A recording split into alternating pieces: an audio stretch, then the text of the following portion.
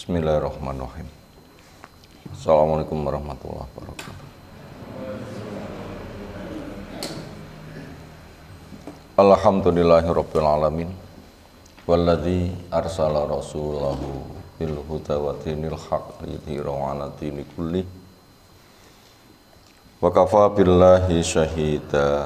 Wa asyhadu an la ilaha illallah wahdahu la syarikalah. Wa asyhadu anna Muhammadan abduhu wa rasuluh. Allahumma shalli ala Muhammad wa ala alihi wa ashabihi wa man tabi'ahum bi ihsanin ila yaumiddin. Ya ayyuhan nas ittaqu rabbakum inna zalzalatas saati syai'un 'adzim yauma tarawnaha tad'alu kullu murdi'atin amma arda'at wa tad'u kullu dhati hamlin hamlaha wa taran nasa sukara wa ma hum bisukara walakinna adzaballahi syadid wa ba'du fa inna asdaqal hadisi kitabullah wa khairal hadyi hadi Muhammadin sallallahu alaihi wasallam syarrul umuri muhdatsatuha fa inna kulla muhdatsatin bid'ah wa kulla bid'atin dhalalah wa kulla dhalalatin finnar. Ayyuhal ikhwah akramana subhanahu wa ta'ala,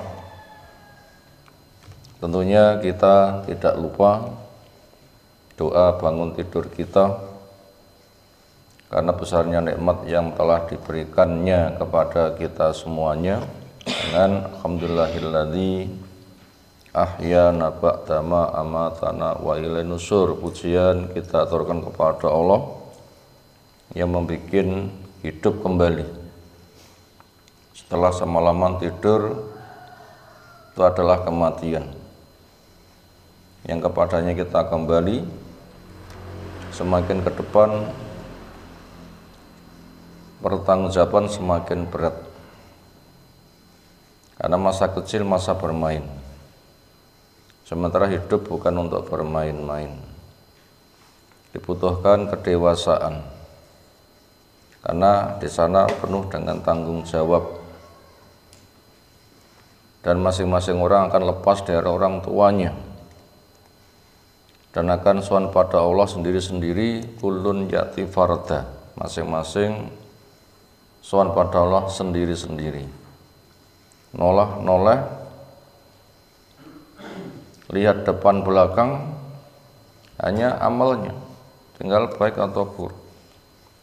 Sementara nilai orang itu pada ujung akhir. Innamal a'malu bi khawatimiha. Makanya sebelumnya persiapan nanti ujung akhir pada puncak kebaikan. Makanya kita diberikan hidup itu untuk nambahi bekal. Maka dengan bangun kita itu merupakan nikmat yang sangat besar untuk nambahi bekal. Berikutnya kitab Sahih Bukhari yang kita kaji pagi hari ini masih jilid yang kedua, juz yang ketiga dari kitab Syurut. Kitab menjelaskan masalah syarat, karena orang Islam terikat dengan persyaratannya. Al-muslimu ala syurutihim, orang Islam itu terikat dengan persyaratan yang telah disepakati.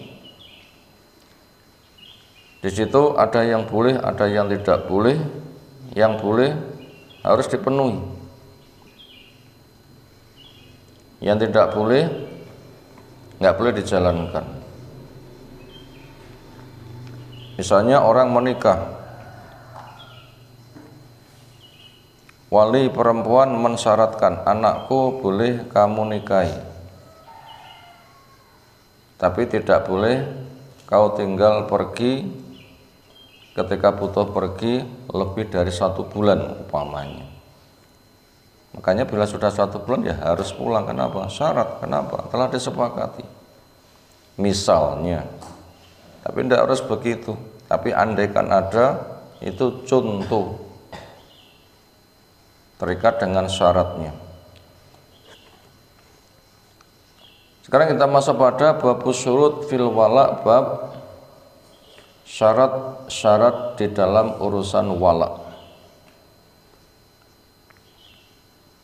Wala adalah warisan dari budak yang dimerdekakannya.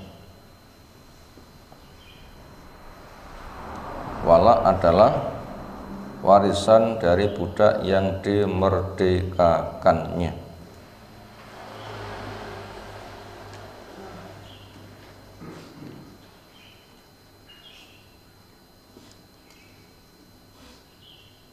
Itu milik yang memerdekakannya.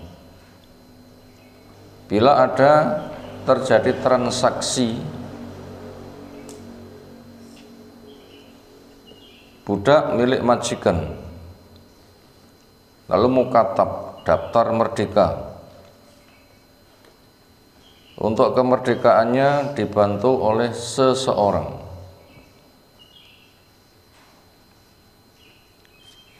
Sementara majikan yang menjualnya, boleh dia kamu merdekakan dengan nebus sekian, tapi nanti walaknya milik saya. Dia menyaratkan begitu. Lalu si orang yang menebusnya lalu memerdekakannya, ya walak yang milik yang memerdekakannya, sehingga terjadi tarik ulur. Nah, bagaimana kasus persyaratan seperti itu? Maka dicek mana yang sesuai dengan syariat, mana yang tidak. Yang sesuai dengan syariat sah, yang tidak sesuai dengan syariat maka ditolak. Makanya silahkan orang membuat persyaratan sesuai dengan kebutuhan. Bukan harus bikin persyaratan, tapi silahkan bikin persyaratan sesuai dengan kebutuhan yang dianggap maslahat, tapi dengan ketetapan tidak boleh bertabrakan dengan hukum Allah Ta'ala. Nah, siapa membaca hadisnya silahkan.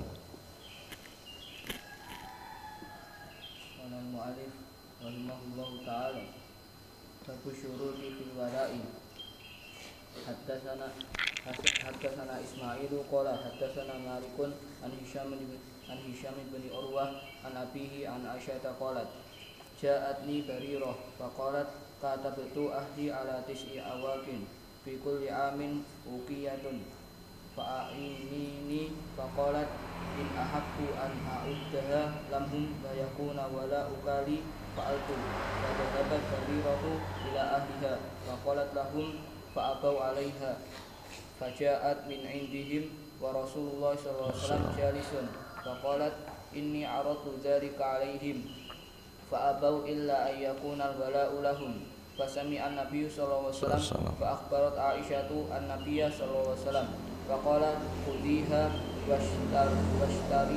washtariti lahumul wala'a fa innamal wala'u liman a'taqa fa fa'alat Aisyatu thumma qama Rasulullah sallallahu alaihi wasallam bin nasi fahamidallah wa asna alaihi thumma qala ma balu rijalin yashtarituna syurutan laysat fi kitabillah ma kana min syartin laysa fi kitabillah fa huwa batilun wa in kana mi'ata syartin qada'ullahi ahaqqu wa syartullahi awsaqu wa innamal wala'u liman a'taqa. Masyaallah. Setelah dibacakan rangkaian para perawi, Imam Bukhari dari gurunya, gurunya dari gurunya, terus akhirnya sampai kepada Bu Aisyah radhiyallahu anha yang cerita peristiwa di sekitarnya yang Nabi SAW ada, diselesaikan kasus yang sedang terjadi. Apa cerita Bu Aisyah? Ja'atni, datang kepadaku Barirah, seorang perempuan yang jadi budak, manusia kelasnya harta, sebenarnya lahir merdeka, tapi akhirnya jadi budak, mungkin karena kezaliman dari orang yang menzalimi. Islam tidak mengizinkan terjadi kezaliman. Sebab perbudakan gaya jahiliyah ialah sekelompok yang kuat menyerang pada sekelompok yang lemah. Ketika dikuasai, yang bahaya dibunuh, sisanya dirampas. Orangnya mungkin dijual atau dijadikan budak, yang jelas kelasnya harta. Itu perampasan kemerdekaan di zaman jahiliyah, ada model seperti itu. Islam tidak mengizinkan. Sebab yang diizinkan oleh Islam apa? Pertama, bila ada pasar budak, orang Islam beli dengan hartanya, boleh. Atau orang punya budak lalu dihadiahkan, boleh. Atau diwariskan, boleh. Atau dihibahkan, boleh. Atau kasus peperangan, orang kafir kalah, di antara keputusan orang yang kalah perang adalah dijadikan budak. Semisal kasus dari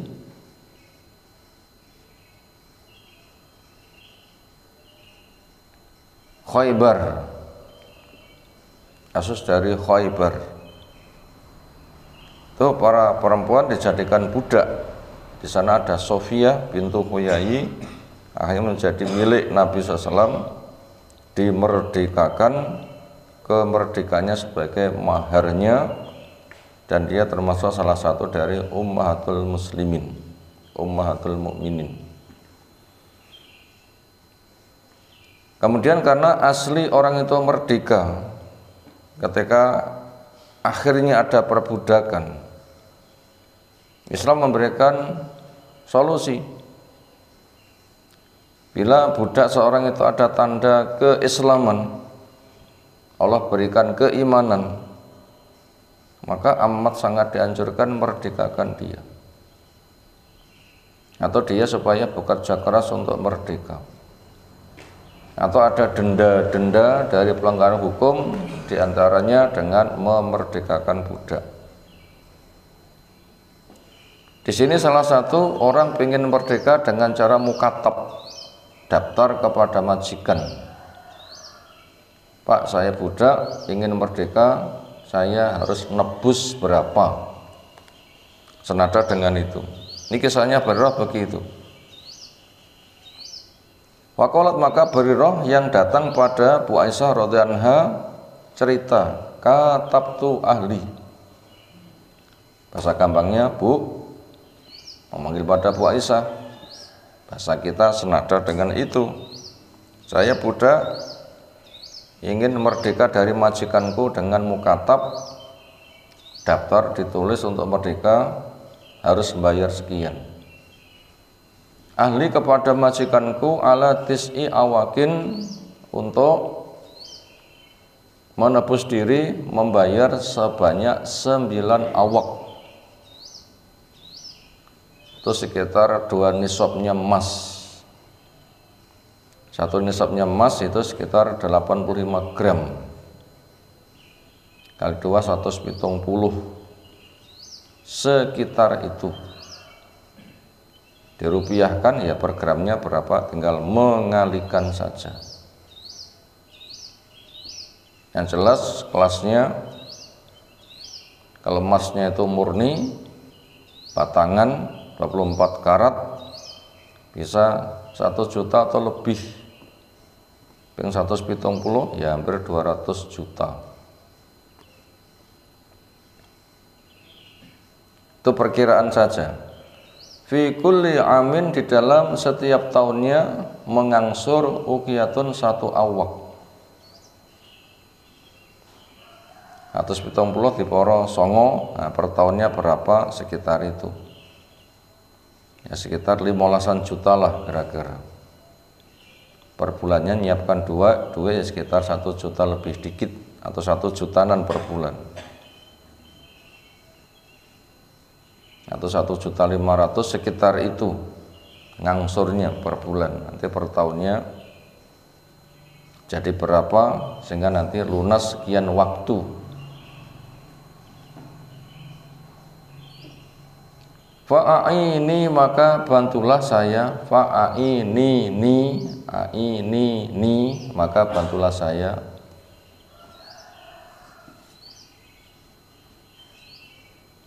Faqalat maka Bu Aisyah memberikan jawaban, in ahabu jika mereka majikanmu suka, an a'udaha untuk ku sediakan, ku siapkan kemerdekaan lahum buat mereka, wa yakunu dan ada suara ngorok siapa ini? Berdiri atau wudhu dulu yang ngantuk. Boleh berdiri, nanti lungguh panggah ngantuk.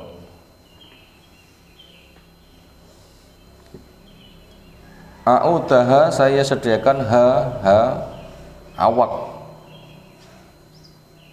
penebusan lahum untuk mereka, wa yakunu dan ada walauki walakmu li untuk saya.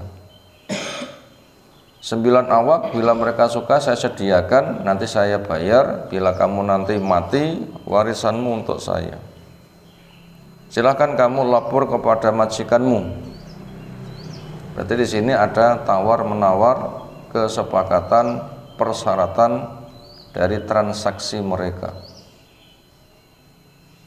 Kalau memang betul mereka setuju, mau fa'al itu saya kerjakan. Wadhabat maka berangkatlah si Barirah ila alih kepada majikannya. Waqalat Barirah mengatakan lam kepada majikannya, wahai majikanku, saya positif daftar merdeka, insya Allah Bu Aisyah yang akan bayari menyediakannya. Nanti bila saya mati warisan saya milik Bu Aisyah. Karena saya tidak dijual, tapi saya daftar merdeka. Lalu ada orang membantu kemerdekaan saya. Ini bukan kasus jual beli, tapi kasus budak menebus diri, memerdekakan diri. Kalau budak dijual, itu harta budak milik majikan. Budak dijual, harta budak milik majikan sing didol wongi. Misalnya budak punya perhiasan emas, kemudian budaknya dijual, emasnya dicopoti, ya boleh. Semisal orang jual tanah, di atasnya ada benda-benda yang dijual, tanahnya, benda di atasnya diambil, ya boleh-boleh saja. Tapi untuk kasus ini bukan kasus jual beli, tapi kasus orang menebus diri ingin merdeka. Makanya itu kasusnya beda. Kalau budak dijual, harta budak milik yang menjualnya. Tapi kalau budak itu memerdekakan diri, harta yang miliknya. Makanya ketika nanti mati, warisannya milik yang membantu kemerdekaannya, bukan milik majikan yang budak menebus diri darinya. Ini untuk dibedakan, permasalahan itu ada di situ. Fa'abahu ternyata mereka tidak mau alaiha atas persyaratan ini. Wajaat maka akhirnya Barirah datang min indi dari sisi majikannya. Wa Rasulullah sementara Rasulullah SAW jalisun ada di situ di mana beliau duduk. Faqalat maka Barirah melaporkan kepada Bu Aisyah yang di situ Rasul ada, berarti mendengar. Ini qad aratu, laporannya, wahai Bu Aisyah, sesungguhnya saya sudah menawarkan dzaliki itu alim kepada mereka. Saya siap menebus diri untuk merdeka, engkau yang membantunya, dan nanti apabila saya mati hartaku milik yang memerdekakan. Apa ternyata mereka enggak mau, illa kecuali ayakuna bahwasanya ada al-wala'u wala' lahum milik mereka. Akhirnya terjadi tarik ulur. Kata majikannya, wala milik saya. Persyaratan diajukan oleh Bu Aisyah yang membantu kemerdekaannya, wala ya milik yang memerdekakannya. Dari tarik ulur ini fasamia maka mendengar Nabi sallallahu Fa'akbarat maka menghabarkannya Aisyah Bu Aisyah radhiyallahu anha an-nabiyya para Nabi sallallahu alaihi wasallam. Rasulullah SAW, gimana penyelesaiannya kasus ini sebagaimana yang telah diceritakan dan engkau tahu. Waqala memberi jawaban Nabi SAW, khudhiha, silahkan kamu ambil. Artinya silahkan kamu kerjakan, silahkan kamu membantu dia akan kemerdekaannya, karena fadilahnya besar. Apa fadilah memerdekakan budak? Dia akan dimerdekakan dari api neraka. Tentunya untuk muslim mukmin. Bila yang memerdekakan budak itu orang kafir, ya nggak dapat apa-apa, karena syarat diterimanya amal harus orang Islam, hatinya ikhlas, cara beramalnya mengikuti sunnah. Kalau orang kafir berderma, didoakan semoga menjadi sebab dia dapat petunjuk, bukan semoga dermanya diterima, bukan. Makanya orang terbaik di masa jahiliyah akan menjadi orang terbaik di masa Islam. Di masa jahiliyah masih kafir, dia sebagai orang yang dermawan sekali. Nanti bila Islam datang lalu masuk Islam, di masa Islam dia akan jadi orang yang terbaik. Kenapa? Juga ahli sedekah yang dermawan. Karena kedermawanannya tempo dulu, kebaikan yang dimiliki menjadi sebab dimudahkan dapat hidayah.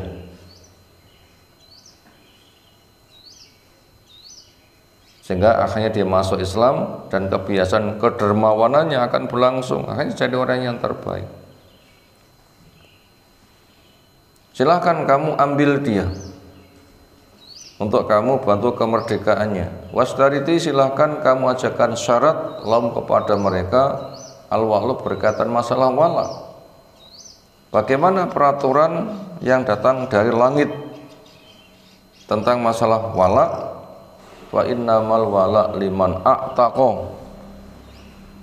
Sesungguhnya wala itu milik yang memerdekakannya.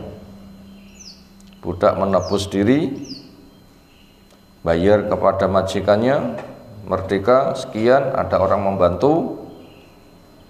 Yang membantu berarti yang memerdekakannya, maka wala milik yang membantu kemerdekaannya. Akhirnya fafalat melakukannya Aisyah Bu Aisyah radhiyallahu anha, tsumma qama, kemudian berdiri Rasulullah SAW finnasi di tengah-tengah manusia untuk menyampaikan khutbah nasihat. Khutbah ini termasuk khutbah aridhah, bukan khutbah rotibah, bukan khutbah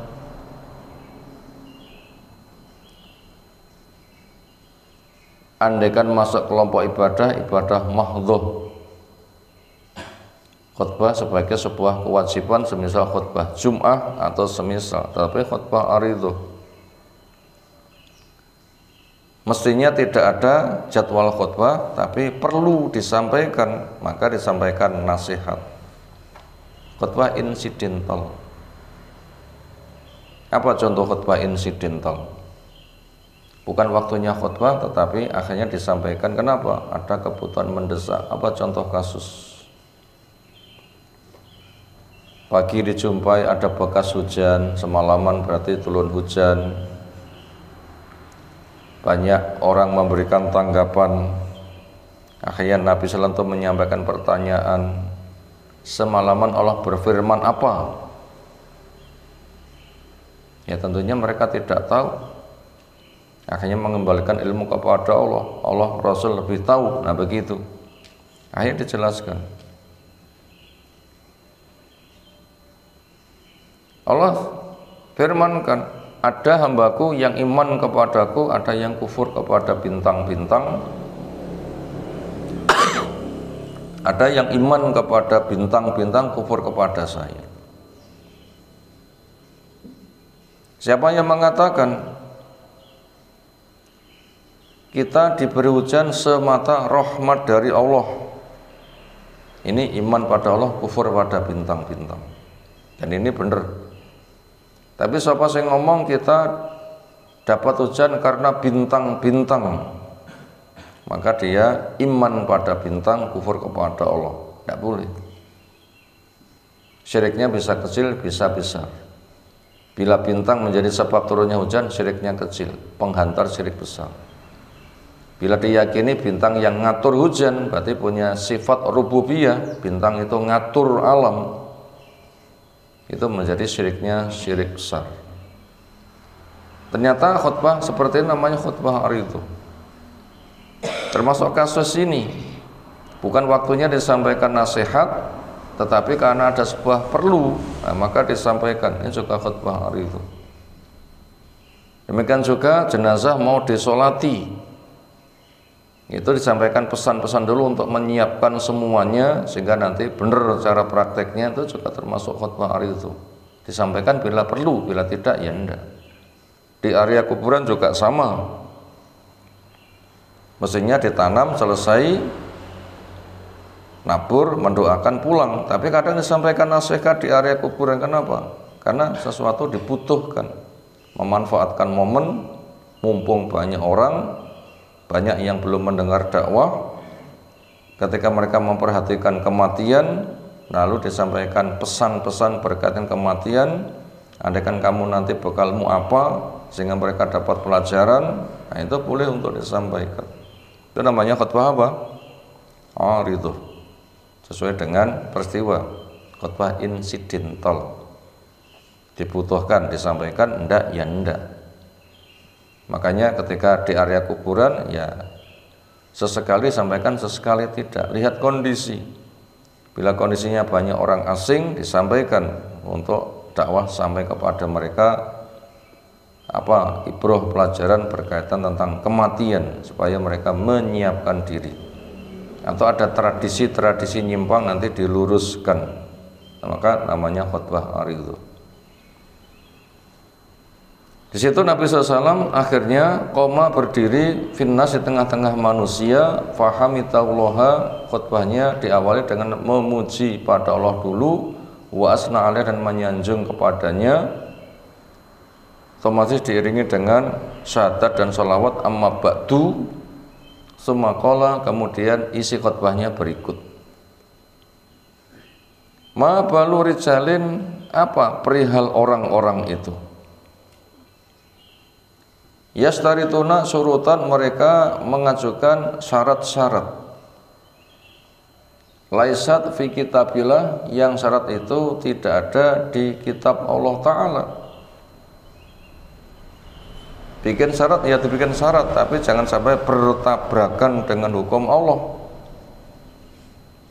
Maka min syaratin, tidak ada dari sebuah persyaratan, laisa fi kitabillah, yang itu tidak bersesuaian dengan ketetapan yang ada di kitab Allah, bahwa maka persyaratan seperti itu batilun, batil. Silahkan bikin persyaratan, saling ikat janji, tapi harus dikoreksi, jangan sampai berseberangan dengan hukum Allah. Yang tidak berseberangan silahkan kamu berjalankan, dan mana yang berseberangan maka itu tidak diperbolehkan. Bahwa batil itu bila bertabrakan dengan hukum Allah. Wa in kana mi'ata syaratin, walaupun itu 100 persyaratan. Misalnya ada sebuah keluarga gak punya anak, lalu adopsi, cari bayi diopeni, jelas itu milik orang lain sing diopeni, adopsi, tabani.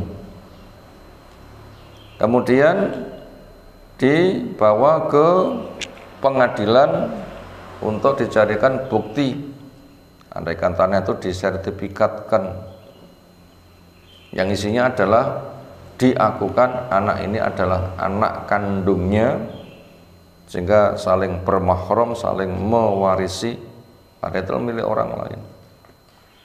Kemudian diberikan surat ketetapan, ini adalah anaknya, nanti saling mewarisi. Itu contoh membuat syarat yang bertabrakan, kalau ada kebohongan, makanya nggak boleh untuk diperjalankan. Ya seperti itu.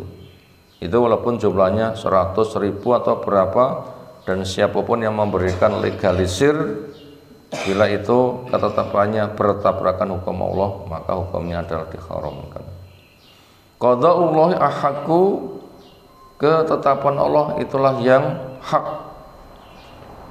Wa syaratullahi alsaqu, syarat yang Allah tetapkan itu yang kuat. Wa innamal walau liman a'taqa, dan sesungguhnya wala itu milik orang yang memerdekakannya. Dan ternyata pembahasannya sangat jelas dan gamblang.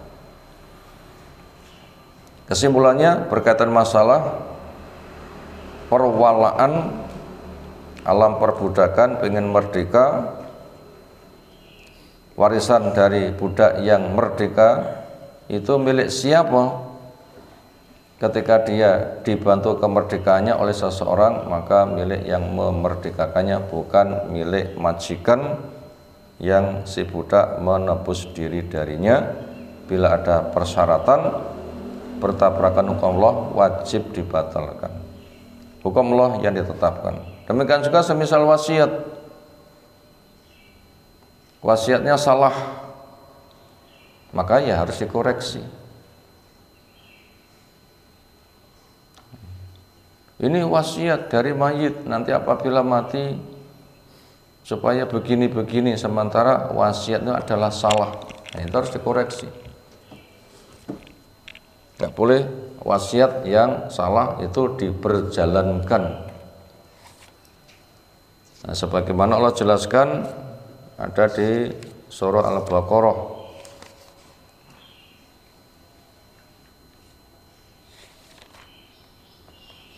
ayat yang ke-182, berkaitan wasiat yang salah. Faman khafa, silakan saya membacakan ayatnya.